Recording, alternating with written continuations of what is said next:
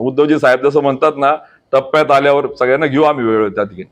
या लोकसभेमध्ये आणि येणाऱ्या विधानसभेमध्ये या 2024 मी तुम्हाला बोललोय क्रांतीचं वर्ष, मी मशाल त्याच्यासाठी घेतली.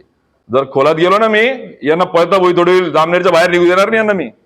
सन्माननीय जे लोकप्रतिनिधींचं नाव घेऊन त्यांना मी विनाकारण मोठं करू इच्छित नाही. मी तुम्हाला सांगितलं त्यांची राजकीय वय आणि उंची किती आहे. अपघाताने जे राजकारणात येतात ते कसे जिल्ह्यातल्या लोकांचा अपघात करून लोकांना त्या ठिकाणी जबाबदार धरतायत. माझा जिल्हा मागे पडतो आहे, माझा शेतकरी वर पडतो आहे.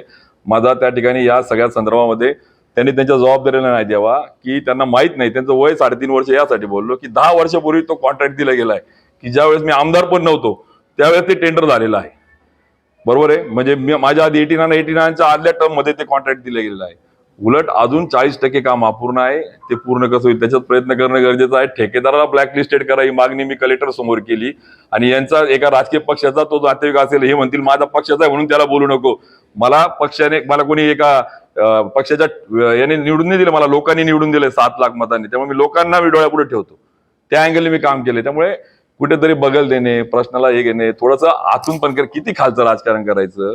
मला असं वाटतं की आता या लोकसभेमध्ये आणि येणाऱ्या विधानसभेमध्ये या 2024 मी तुम्हाला बोललोय क्रांतीचं वर्ष, मी मशाल त्याच्यासाठी घेतली की जर तुम्ही चुकीचं काम कराल तर तुम्हाला सोडणार नाही. BHR ही संस्था आहे. ठेवीदारांना कोणी लुटलं, BHRच्या प्रॉपर्टी कोणी घेतल्या, ऑडिट करा. तुमची संस्था आहे, चौकशा करा. तुमचं सत्ता आहे, तुम्ही सगळं समोर आणा. उलट जर खोलात गेलो ना मी, यांना पळता भोई थोडी जामनेरच्या बाहेर निघू देणार नाही यांना मी, जर मी खोलात गेलो तर. पण माझं म्हणणं आहे की मी व्यक्तिद्वेषी राजकारण करणार नाही. जे त्यांनी केलं मी मुद्द्यावर बोलेल.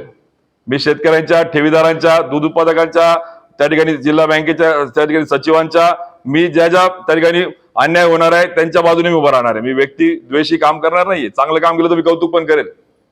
त्यामुळे या सगळ्यांना इशारा आहे आता आजपासून बोलताना तोल सांभाळून बोला, बेभान बोलू नका. लोकांना दिशाभूल करण्याचा तुम्ही प्रयत्न किती केले तरी लोक हुशार झाले. त्यांना कळतंय काय बोंब पाडली आपण. 10 वर्ष कॅबिनेटच्या मिटिंगला तिथे झोपा काढतायत का तुम्ही? ते दादा भुसे पोखरामध्ये त्यांचा तालुका टाकून घेता. याची दाढ उठली नाही तिथे. एखादा माणूस त्याला तोंड दाखवलं नसतं जिल्ह्यामध्ये की मी कॅबिनेटचा मंत्री आहे, माझ्या जिल्ह्यातलं एक गाव त्या ठिकाणी पोखरा योजनेत घेतलं गेलं नाही. लाज वाटत नाही? आणि वरून सांगता अजून कोणत्या तोंडाने शेतकऱ्यांपुढे जाताय तुम्ही? कोणत्या टोनाने मतं मागताय तुम्ही? पोखरामध्ये गाव नाही, इकडे ट्रॅक्टरचं अनुदान नाही, ठिबकचं अनुदान नाही, आणि मग काय तुम्ही करताय शेतकऱ्यांसाठी? म्हणजे हे सगळे पोकळवाचे शेतकरी खरा माझा प्रामाणिक आहे तो पेटलाय. त्याला कळतंय माझं कोण आणि माझा दुश्मन कोण आहे. त्यामुळे या संदर्भात मतपेटीतून त्या ठिकाणी सगळं दिसणार आहे. त्यामुळे आपण पण शांतता ठेवा. आणि मला आपल्याला पण विनंती आहे की मला पण त्या माळेचं मनी करू नका. ती पण तुम्ही सकारात्मक राजकारण आपण करू. जो आपल्या मातेचा सुपूत असेल, ज्याने आपल्या आईचं दूध पिलं असेल, ज्याने सांगितलं मी आमदार होतो, तो पावे तो एक वीट ठेवू दिली नाही. किंबहुना प्रवीण पोटे पाटील उद्योग राज्यमंत्री असताना प्रेमचंद खिवसरा भाजपाचे पदाधिकारी यांना सोबत घेऊन त्यांनी तात्काळ स्थगिती दिली आणि एक वीट ठेवल्या गेले नाही. या उलट मंगेश चव्हाण आमदार झाल्यानंतर तिथे कंपाऊंड केलं गेलं आणि याच प्रेमचंद खिवसरा नावाच्या भाजपच्या पदाधिकाऱ्याने बिल्डिंग मटेरियल सप्लायचं दुकान आहे त्यांचं, त्यांनी तिथे मटेरियल दिलेलं आहे. त्यामुळे मला बोलायला लावू नका. मला काय होतंय, राजकारणाचा फोकस ठेवायचा आहे. मला डायव्हर्ट व्हायचं नाही. मी या सगळ्या प्रश्नांना उत्तर देईल. या सगळ्या प्रश्नांच्या संदर्भात तुम्ही किती लोकांना दिशाभूल केली ना, लोकांना कळलंय. बरोबर आहे का? तुम्ही पहिले आता एक काम करा. तुम्ही दूध संघाचे चेअरमन आहात, दुधाकडे लक्ष द्या. तुम्ही राज्याच्या कॅबिनेटच्या काउन्सिलचे मिनिस्टर आहेत. तुम्ही त्या राज्याच्या कॅबिनेट काउन्सिल मधून खानदेशाला काय दिलं? तुम्ही देशाचं बोलतात ना, देशात खानदेश आहे, खानदेशाला काय दिलं त्याच्यावर बोला. आणि म्हणून येणाऱ्या काळामध्ये टप्प्याटप्प्यामध्ये सगळ्यांना, आमचे उद्धवजी साहेब जसं म्हणतात ना, टप्प्यात आल्यावर सगळ्यांना घेऊ आम्ही वेळ त्या ठिकाणी. बिईंग ॲज अ बँकेचं आम्ही बँक चेअरमन बसवला. सांगणारे कोण आहे? गिरीश महाजन. माझी सत्ता बँकेत आहे सांगणारे कोण आहे? गिरीश महाजन. तर गिरीश महाजन साहेब, जसं आपण श्रेय घेतो, मी फोडले, मी निवडून नाही आणले, मी फोडले सांगतात ना, आनंद आहे. पण जसा क्रेडिट घेतात तशी जबाबदारी पण राजकारणात घ्यावी लागते. नक्कीच घेतलं पाहिजे.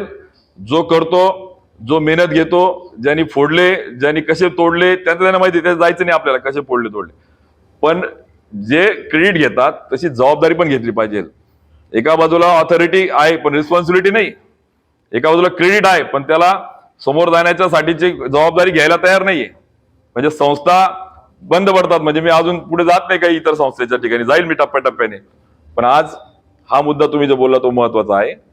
की निश्चित याला जबाबदार वरमाय जो म्हणतो आपण लीडर, मी केडरला दोष नाही देत, मी लीडरला दोष देतो की लीडरची जबाबदारी आहे की ज्या पद्धतीने जिल्हा बँकेला आपण सत्ता बसवली तर शेतकऱ्यांना पण आपण उत्तरदायित्व आहे. ज्या पद्धतीने मी सांगतो की आम्ही चेअरमन आणि आम्ही सगळं मॅनेजमेंट घेऊन करतो, तर त्या लीडरची जबाबदारी आहे की त्या केडरकडनं काम नीट होतंय का नाही याची खात्री करणे. शेतकऱ्यांची पिळवणूक तर होत नाहीये, सचिवांच्या रोजगारीवरती कुऱ्हाडता आणली जात नाहीये, शेतकऱ्यांचं प्रोत्साहन अनुदान दिलं जात नाही, याला कोण जबाबदार आहे. पीक विम्याच्या शेतकऱ्यांचं प्रीमियम इकडे सचिव सांगतोय, म्हणजे सचिव राज्य चालवत आहे का इथे लोकप्रतिनिधी राज्य चालवत आहेत. मग इकडे प्रीमियम लाटला जातोय, शेतकऱ्याच्या टाळीवरचं लोणी खाल्लं जात आहे, शेतकऱ्यांचं क्षेत्र कमी जास्त त्याच्यावर दूर केलं जातं. आणि या सगळ्या बाबी संदर्भात त्यांनी आता वेळीच जागे होऊन पावलं टाकावे. आम्हाला तीच अपेक्षा आहे की आपण याला न्याय द्यावा, काम करावं आणि त्यांना सहज शक्य आहे, त्यांचं तेवढं वजन आहे, त्यामुळे त्यांनी हे गांभीर्याने घ्यावं ही सूचना आहे माझी. काय जिल्हा बँक पण आपली शेतकऱ्यांची, मला जिल्हा बँकेच्या संदर्भामध्ये त्या ठिकाणी मला अपेक्षा होती. खरं तर ही प्रेस आम्ही 4 दिवसापूर्वी 3 दिवसापूर्वी घेऊ शकत होतो, पण आम्ही वाट बघत होतो, जाऊ द्या आता पावलं टाकतील कशाला, आपण विनाकारण बँकेचं सेन्सिटिव्ह विषय आहे, आपण नको त्या ठिकाणी पावलं टाकायला. आमचे नेते आम्ही सगळ्यांनी संयमाने घेतलं, चला पावलं टाकतील. आणि काल पण आम्ही त्या ठिकाणी ठरवलं होतं की याच्यावर हे करून आम्ही म्हटलं चला अजून एक दिवस सगळे सचिव आम्ही बोललो, सचिव संघटनेचे अध्यक्ष सचिवांशी बोललो, विविध कार्य सोसायटीचे चेअरमन यांच्याशी बोललो, मी सगळ्यांशी शेतकऱ्यांशी बोललो. त्यांना आम्ही सांगितलं एक दिवस वाट बघू, शेतकऱ्याचेच मुलं आहेत ते काही उत्तर प्रदेश बिहारहून आले नाहीये, घेतील निर्णय, बघू म्हटलं वाट. पण काल पण त्यांनी तोंडाला पानं पुसले, काय की 2 चेक आम्ही घेणार नाही. अरे तुम्ही जे शेतकरी 30-30 वर्ष तुमच्या सोसायटीशी जोडलेले आहेत, त्यांचं सगळं 7-12 तुमच्याकडे सगळं मॉर्गेज आहे, त्यांचं सगळं घाण तुमच्याकडे आहे, सचिवाला त्याचं घरदार त्याचे वारसदार माहित आहे सगळे, आणि त्याच्याकडनं चेक घेणार नाही म्हणजे उपकार करताय का तुम्ही.